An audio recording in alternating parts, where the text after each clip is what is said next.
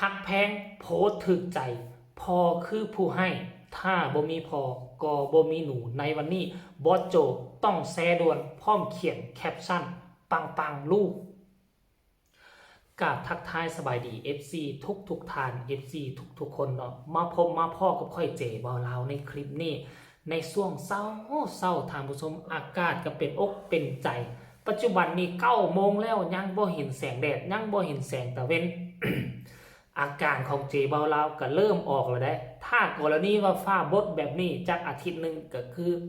เริ่มจะมีวัดลงขอกลงคอเริ่มจะเจ็บคอและถามผู้ชมเนาะ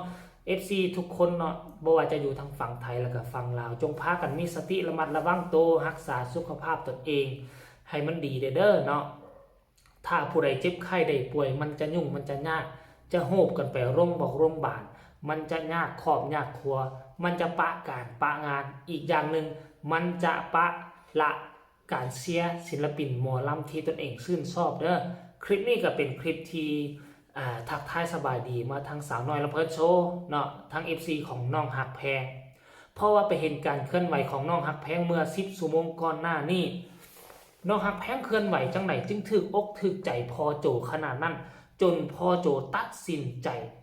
แชร์ด่วนเนาะท่านผู้ชมเนาะปกตินี่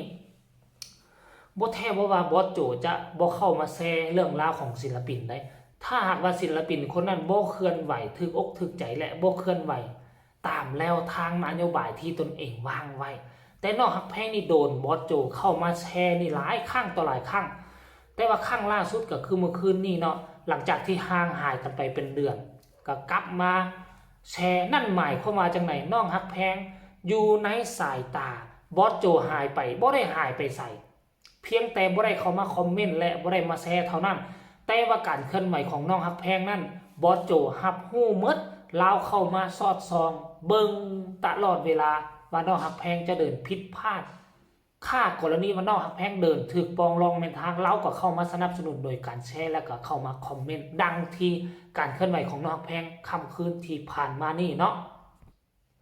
ก็คือว่าน้องหักแพงนี่มีการพัฒนาตนเองบ่มีหยุดนิ่งเมื่อคืนที่ผ่านมานี่วงสาวน้อยลำเพลินโชว์บ่มีการแสดงเนาะได้พักผ่อนแต่ว่าน้องหักแพงบ่ได้ปะละทิ่มให้มันเสียเวลาไปละล่ามื้อใดมีงานมื้อนั้นเฮามีเงินเนาะอันนี้สำหรับศิลปินทั่วไปแต่ว่าสำหรับตัวน้องหักแพงมื้อใดมีงานมื้อนั้นมีเงินมื้อใดบ่มีงานมื้อนั้นก็มีเงินเข้าเส้นเดียวกันซึ่งน้องหักแพงได้ตั้งไลฟ์สด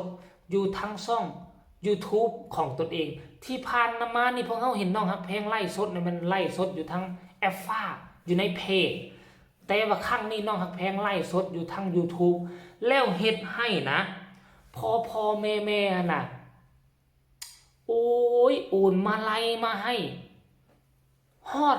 10,000 คะแนนทานผู้ชมเอ้ยปกติแล้วพวกเขาจะเห็นน้องหักแพงไลฟ์สดอยู่ทั้งเพจเป็นเรื่องปกติพออยู่ในเพจคนจะติดตามหลายกว่าทั้งช่อง YouTube ทานผู้ชมและโอกาสที่พ่อแม่จะโอนมาไลมาให้มันก็จะมีหลายคะแนนเนาะแต่ว่าอันนี้เป็นการไลฟ์สดทาง YouTube เนาะประมาณชั่วโมงกว่าๆบ่คนโอนมาให้ทะลุ10,000 คะแนนนี่มันบ่ได้มันบ่เป็นเรื่องปกติใดสำหรับโตเจบ่าวคิดว่ามันหลายได้10,000 คะแนนน่ะจนบอสโจนะ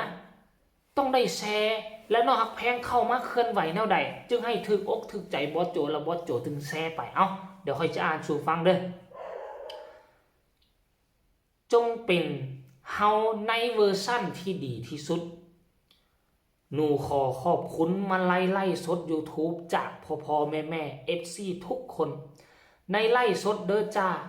1850 คะแนนในวันที่บ่มีงานหนูก็ยังมีพ่อแม่คอยสนับสนุนอยู่ข้างๆกำลังใจทุกอย่าง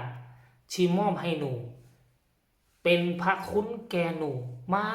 มากเลยค่ะพ่อแม่ให้หนูมาสำใดหนูขอให้ย้อนคืนกลับไปหาตัวพ่อแม่เอง พันเท่าล้านเท่าเด้อจ้าขอให้สุขภาพร่างกายแข็งแรงอยู่ซัพพอร์ตลูกสาวอยู่เป็นกำลังใจให้ลูกแบบนี้ตลอดไปเด้อจ้าหักสุดเลยค่ะมาเห็นโพสต์การเคลื่อนไหวโพสต์นี้แล้วอันมือวานนี่มีบุคคลหนึ่งที่บ่แสดงตัวตนเข้ามาต่อว่าต่อขานแบบบ่พอใจน้องฮักแพงว่าน้องฮักแพงหั่นน่ะเสียแห้งที่พ่อแม่เพิ่น พักดันสนับสนุนเคลื่อนไหวอยู่ในเพจบ้านฮักของตนเองกาบ่เอาหัวส่งบ่เอาหัวซาบ่เข้ามากดไลค์กดแชร์บ่เข้ามาคอมเมนต์แด้ว่าซั่นเด้แต่อันนี้แม่นอีหยังน้องฮักแพงก็เคลื่อนไหวอยู่เด้แต่ว่าบ่ได้เคลื่อนไหวอยู่ในเพจบ้านฮักตนเองเคลื่อนไหวอยู่ในเพจส่วนตัวก็กล่าวขอบบุญขอบคุณพ่อฮักแม่ฮัก FC ผู้ที่มีพระคุณที่ผู้ที่ซัพพอร์ตในหน้าที่นี้บ่หมายความว่าต้องได้โอนเงินมาไล่มาให้น้องฮักแพงบ่เจ้าเพียงกดไลค์กดแชร์เข้าไปกดติดตามหรือเข้าไปคอมเมนต์อันนี้ก็เอิ้นว่าซัพพอร์ตเช่นเดียวกันน้องก็ขอบบุญขอบคุณล้วนตลอดเด้เนาะถึงว่าน้องบ่ได้ไปขอบบุญขอบคุณอยู่ในเพจขอบบุญขอบคุณอยู่ในเพจส่วนตัวของตนเองบ่ได้ไปอยู่เพจบ้านฮักเนาะนั่นก็คือหมายถึงว่าขอบบุญขอบคุณน้องก็เอาหัวซาน้องก็ให้ความสนใจพ่อฮักแม่ฮักเช่นเดียวกันท่านผู้ชมเนาะ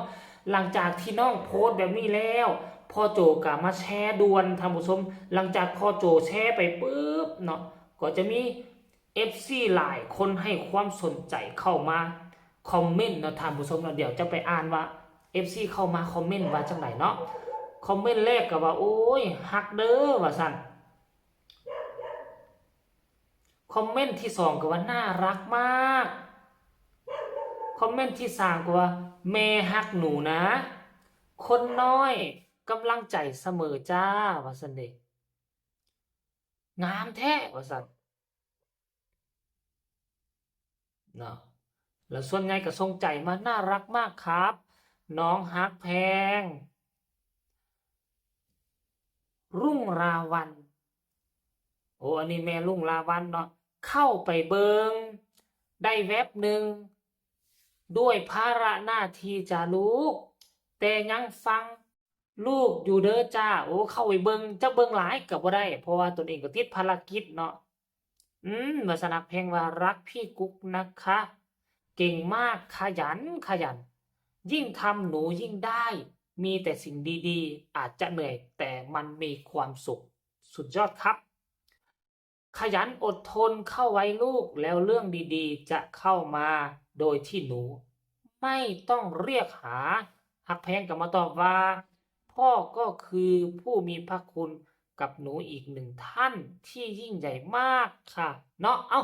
เรื่องราวการเคลื่อนไหวของน้องฮักแพงและบรรดา FC แฟนคลับเข้ามาให้กำลังอกกำลังใจและก็พ่อโจแชร์ไปก็ขอฝากฝังไว้สำนี้ฝากทุกคนกดไลค์กดแชร์กดติดตามเพื่อจะพลาดในคลิปต่อไปที่สำคัญจะกดข้ามโฆษณาพบกันใหม่ในคลิปหน้าสำหรับคลิปนี้ขอกล่าวคำว่าสบายดีบ๊ายบาย